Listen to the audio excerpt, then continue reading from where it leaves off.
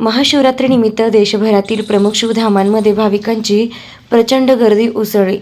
पहाटेपासूनच मंदिरामध्ये दर्शनासाठी रांगा लागल्या असून हर हर महादेवाच्या जयघोषानं परिसर दुमदुमून गेला आहे। नाशिकमधील कपालेश्वर येथे पहाटे काकड आरतीनंतर रुद्राभिषेक व महापूजेचं आयोजन करण्यात आलं। गोदावरी तीरावर वसलेल्या प्राचीन मंदिरात हजारो भाविकांनी दुग्धाभिषेक करत दर्शन घेतलं। तसेच त्र्यंबकेश्वर येथेही भाविकांची गर्दी मोठी पाहायला मिळाली आहे। 12 ज्योतिर्लिंगांपैकी एक असलेल्या या तीर्थक्षेत्री विशेष पूजा अर्चा, अभिषेक आणि रात्रभर भजन कीर्तनाचे आयोजन करण्यात आले। मध्य प्रदेशातील उज्जैन महाकालेश्वर येथेही महाशिवरात्रीनिमित्त लाखो भाविकांनी हजेरी लावली। पहाटेची भस्म आरती पाहण्यासाठी भाविकांनी मोठी गर्दी केली होती।